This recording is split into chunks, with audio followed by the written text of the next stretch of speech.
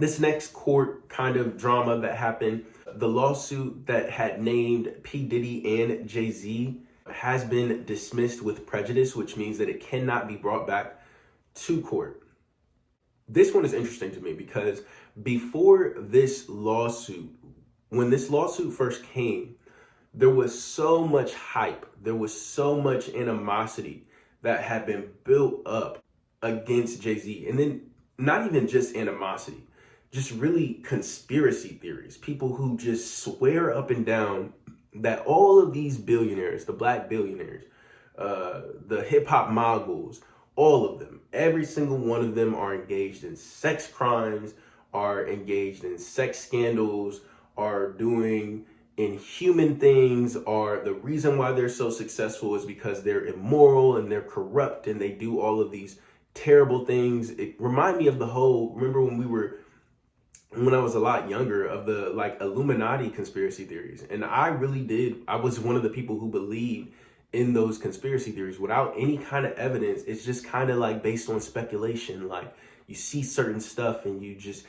adds to the conspiracy theory. And any attempt to disprove the conspiracy theory just adds to it.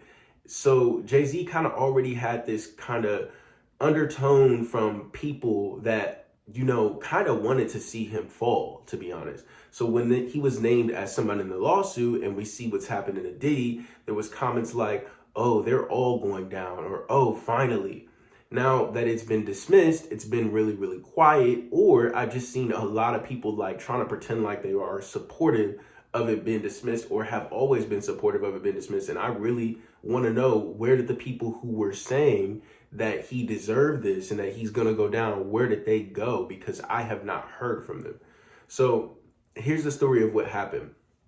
The lawsuit was for sexual assault against a minor 25 years ago, and it was withdrawn after the lawyer that was representing the minor, who remained anonymous under Jane Doe, but the lawyer's name is Tony Bunzi, filed a notice in federal court announcing his client and his decision to voluntarily dismiss the suit. Now, this came after the suit was already starting to find holes in it. It wasn't making sense. The timeline wasn't adding up. The media was noticing it, and it was on shaky ground already.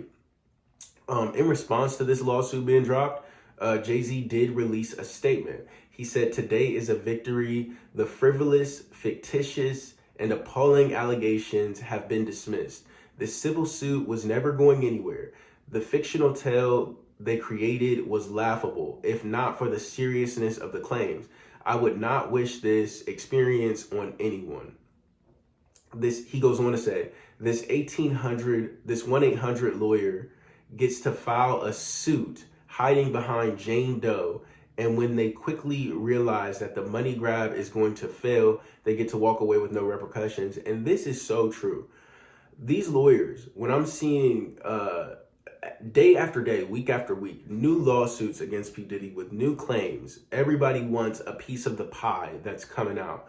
And they don't have an incentive to not do it, because all you have to do is just try. Maybe he'll cave. Maybe he'll end up giving in and giving you what you want, even if it's not true. Now, Jay-Z did go ahead and sue the lawyer who had filed these lawsuits, and he's suing him for $20 million. He's claiming loss and punitive damages up to $20 million based on the defamatory lawsuit that this lawyer filed. According to The Root, Carter accused the lawyer of civil extortion, defamation, and intentional infliction of emotional distress.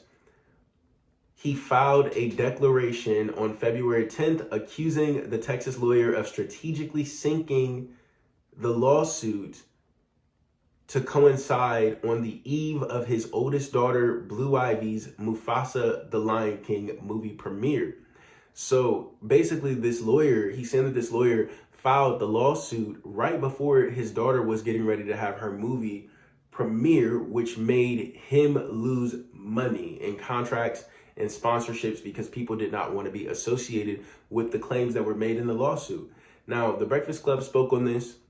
Charlamagne is absolutely right. I mean, this is ridiculous. It's ridiculous. I think that people need to, if you're going to have an opinion on something, if you're going to have an opinion on all of this different stuff that's going on, like, have an informed opinion. If you don't know what's going on, you don't know what's going on. Don't sit up here and promote on the internet all of this stuff because it just contributes to the chaos. And I hate seeing people's names dragged through the mud like this. I hate to see it. So I really hope that Jay-Z proceeds with this lawsuit against the lawyer and that real justice is actually served. Stephen A. Smith also reacted to this. If I'm Attorney Busby, I watch my back. Because Jay-Z coming. I don't believe for 1 second that Jay-Z's going to sit idly by and stop there. I don't believe it. As far as I'm concerned, he did exactly what he was supposed to do. He didn't sit idly by and watch his name be raked through the coals and sullied the way that he did. Most of us would have. Most of us would have let our lawyers handle it. We would have shut up. We would have kept silent. He didn't do that. And I remember I was taking a lot of heat for coming to Jay-Z's defense. My initial question is, where the hell are y'all now? Now, on the bright side, Jay-Z will be the only hip-hop artist this year inducted into the Grammys Hall of Fame for his classic album, Reasonable Doubt, which is great news for Jay-Z. He is married to the person with the most Grammy wins, and he has the most Grammy wins as far as hip-hop artists, with Kanye West following closely behind him.